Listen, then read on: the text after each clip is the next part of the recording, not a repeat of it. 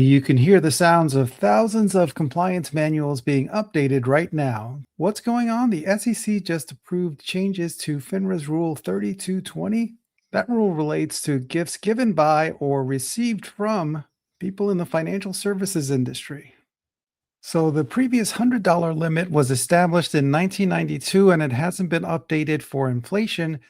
So changing it to 300 will bring it up to inflation and then some, so they won't have to update it for a while. So here's the current rule. And as I said, that $100 limit is now raised to 300. So what are some permissible gifts? How about the holiday bottle, sending a $150 bottle of scotch to a client's office for the holidays, a thank you gift, sending a $250 gift basket to somebody that helped you close a deal, or giving a client 2 tickets valued at $100 for going to a baseball game.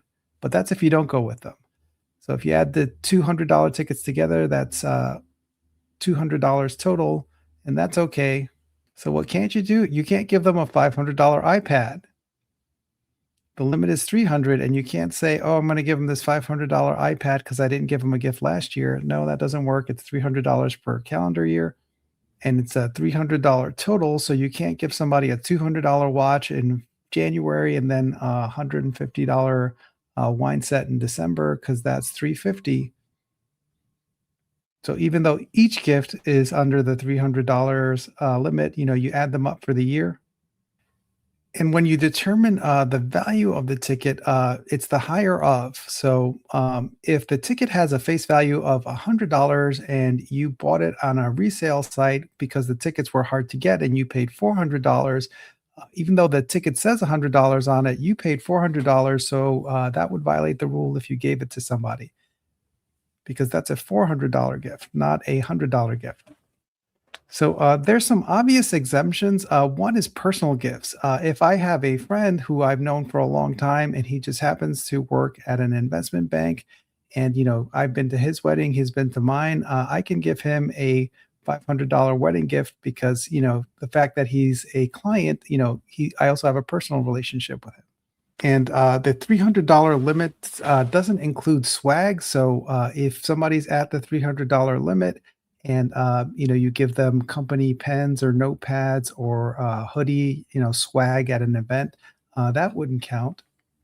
And the other big exemption is sort of the presence rule. So if I gave you tickets which are worth $1,000 to go to the Super Bowl, I would be in violation of the rule because I gave you a gift and walked away. But if I went with you there, the $300 limit doesn't apply because that wasn't a gift. That's considered entertainment. So you can take a client out to a Super Bowl game. You can take them out to dinner because, you're entertaining a client. That's not a gift. A gift is you give somebody the gift and you walk away. So that's the most important distinction to keep in mind. So when I worked at a financial regulator, I was in charge of reviewing the annual Chief Compliance Officer reports, and that's why this came on my radar. If you found this useful, hit the subscribe button so you'll see future updates and videos when I upload them. And if you'd like to work with me either on a legal or a consulting basis, you can get in contact with me through the contact info in my bio. And as a reminder, although I'm a lawyer, I'm not your lawyer, and everything on this channel is for educational and informational purposes only and is not legal advice and does not create an attorney-client relationship between you and I.